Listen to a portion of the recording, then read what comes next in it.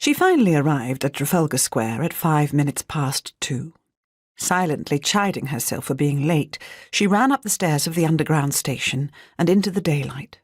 She immediately spotted Inspector Derwent and Sergeant Clark on the steps of the National Gallery. Both were standing ramrod straight, sternly surveying the traffic and pedestrians below them. "So much for looking like tourists on a jolly day out," murmured Dorothy to herself as she hurried to join them.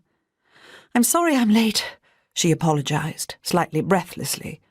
"You're not, at least not compared to Colonel Lemarchand," replied the inspector.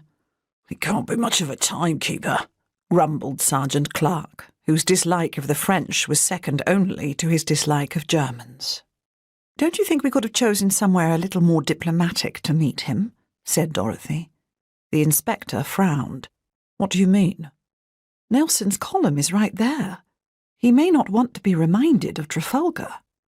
"We can't change history, Miss Peto. I'm sure a military man like the Colonel would be the first to acknowledge Britain's superiority in the field of battle," replied the inspector briskly. "In all things," chimed in Sergeant Clark. "Doesn't do any harm to keep them in their place." Dorothy sighed. She had hoped Inspector Derwent didn't share his men's distrust of anyone who wasn't an Englishman. Now she doubted this meeting was going to be anything but an entente cordiale. "They are meant to be our allies," she gently reminded the two detectives. Sergeant Clark grunted. "They might be for now, miss," he replied darkly.